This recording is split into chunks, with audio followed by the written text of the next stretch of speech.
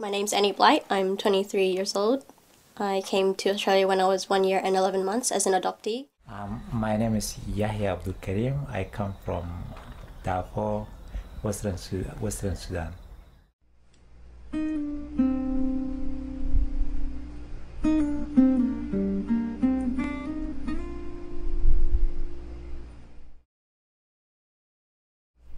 People from all over the world immigrate to Australia for different reasons.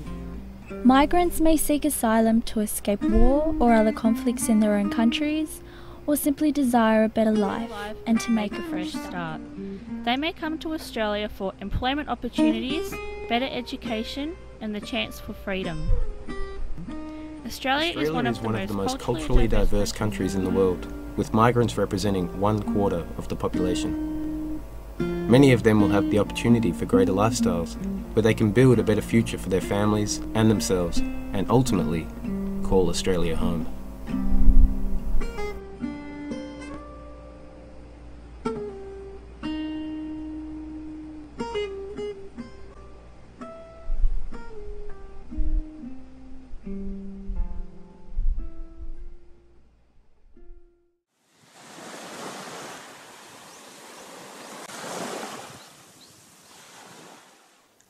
I've always known that I was adopted ever since I could remember. I was legally adopted when I was 5 years old. I've always known that I had a biological mom in the Philippines, but I wasn't really sure if she was alive or dead. I was born premature at 7 months when I was born, and that she absconded from the hospital, and so they put out like radio interviews or radio announcements to try to find my parents and try to come and claim me, but no one really came. So I was put in the adoption house, or not really adoption house, I was put in the receiving home for children, which is like an orphanage. Since I was born premature, they didn't really have the right facilities to, like an incubator, so they had to warm up 2 Coke bottles to 1.25 liter Coke bottles with hot water and wrap it around with like towels and stuff like that just so I could get warm. She said I was very little and very skinny, and so they keep it side by side just to keep me warm. And then they said that when I first started showing me, because I was born at 7 months, so I was 2 months premature, they said the first signs of me getting healthier and getting a bit meatier was in my cheeks. There is war in Darfur, and then when war began in 2003, I escaped from Darfur to Chad, which is one of neighbors country to Sudan. From Chad to Niger, from Niger to Benin, from Benin to Togo, from Togo to Ghana. So I sought refugee in Ghana, and then I was in Ghana for 2 years and a half as refugee in refugee camp. And then Australia government granted me humanitarian visa. So I came here 2007 to Australia. I escaped by myself to Ghana, and then I came with friends from Ghana to Australia.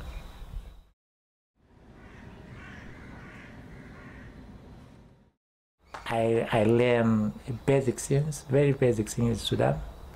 And then when I came to Ghana, I learned a little bit of English. When I came here, I did certificate 3 in English language and certificate 4, So I'm doing it step by step to get my hand around.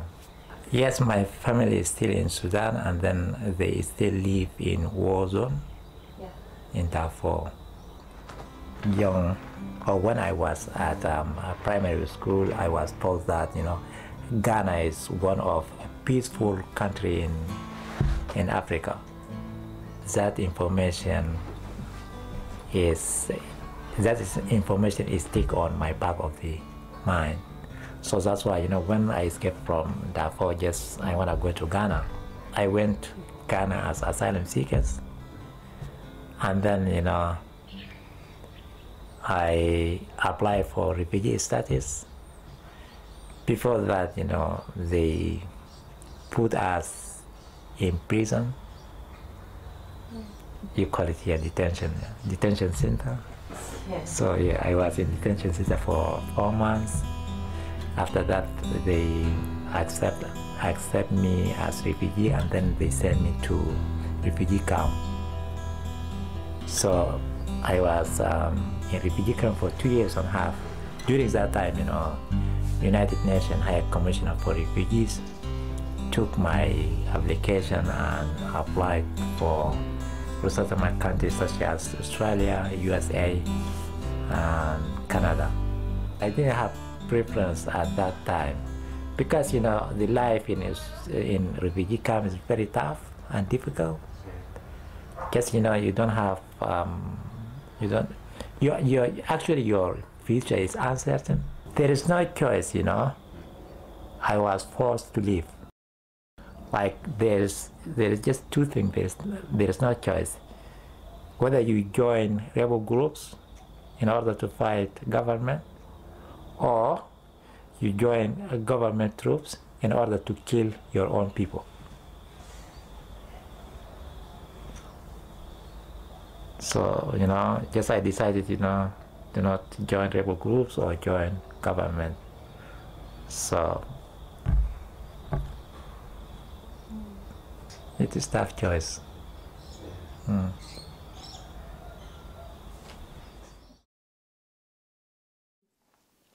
I've always known that I was adopted ever since I was young. Every time, whenever my adopted parents would fly back to the Philippines, would be 2 to 4 years apart.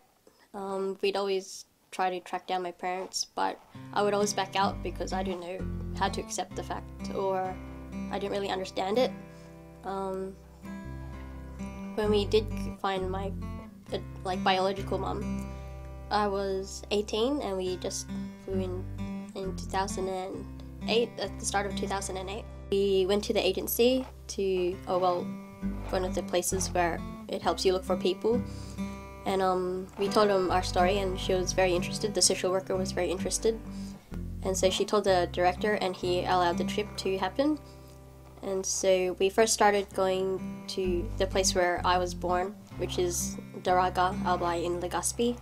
And we began asking around if they knew of a Marie Joy Malate, which was my mom's name, which she put down on the hospital papers. My mother was one out of 9 children. She was one out of 2 girls, and the rest of them was all boys. So I have a really big family in that area. And so luckily the barangay captain was married to one of my relatives, and she said that I had similar features to one of the people in the village. We were having dinner, and before dinner arrived, because we went to a restaurant, I received a text message from the social worker. She's like, "Annie, we found your mom." I was like, okay. I'm like, "Mom!" Well, I said that to my adopted mom. I'm like, "Mom!" She's like, "What?" I'm like, "They found my mom!" Like, after dinner, I couldn't really eat because I was so nervous and excited about it.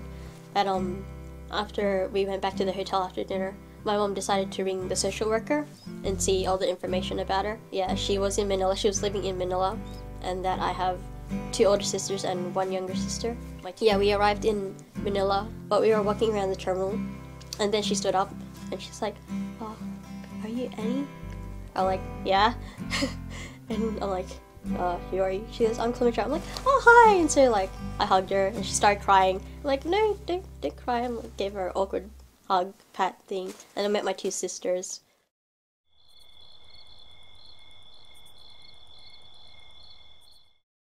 It is difficult, to come to, another country. And even, system is different, culture is different, language is different. You can say, everything is upside down. The other thing is, this one is, you can say kind of individualism, In Sudan, you can, go to your neighbor house, even without appointment, without, telephone. I take public transport, sometimes, people ask you questions like, where do you come from? And then if you ask me this question nicely and friendly, I'm gonna answer it. But if you, ask me like, oh, where do you come from? Go back to your country. I'm not gonna answer. In 2010, I got the opportunity to stay with my parents, my biological mother and my sisters for 2 days. We met my biological mom in a restaurant. She came with my younger sister, and that's when we went off to her place. I want to call them shanties, like little shacks or something. And yeah, I really didn't expect my mother's house to be like that, because she said that she built it on her own because she had enough money just to build something for herself, but she's proud of it. And yeah, when I saw it, I was just like really sort of shocked. It was made out of concrete, corrugated iron, wood. They only had one power supply, which they used to switch around because like they get electrical cords and then put one in, and after they used it they need to put another one in just to like turn on the light or such. My oldest sister got pregnant first at like 19, and then my second oldest sister got pregnant at 17. I haven't gotten pregnant yet, thank God. Yeah, I just felt really bad when I was showing them pictures of like my room and my house, because they're like, oh, where do you live? I'm like, oh, here. They're like, oh wow, you must be like a princess. And I felt really, really bad because I was like, yeah, not really, but I could tell that like I pretty much was living like a princess compared to what they are living in. I still haven't found my father yet, which I would like to, so if you're out there, hi.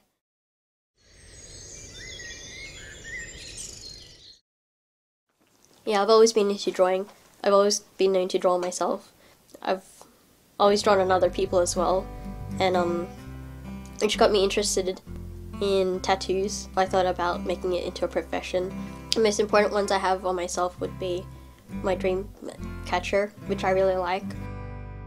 Seeing what I have right now and where I live compared to their one, I feel extremely lucky, especially with the education and the whole job opportunities here. Another opportunity I like with Australia is that it just opens heaps of careers, like whatever you want, you can pretty much try out for. My goal is improve my language, and then, I want to be intellectual, I want to do, after I finish diploma, I want to do international relations, Bachelor of International Relations. After that, I want to do international master in international law. And then, after that, I can do PhD too. I want to help people, I believe that, I can make difference. So, and the other thing is, as we speak here, in Darfur, every single day pass, men are killed, kids die of malnutrition, disease, So those people, need someone to help them. So that's why, I want to do, I want to equip myself, and then, I'm going to help, people over there or here. Do you feel like you're an Australian citizen?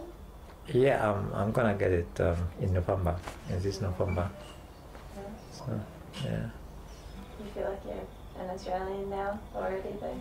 Yeah, I'm Australian now.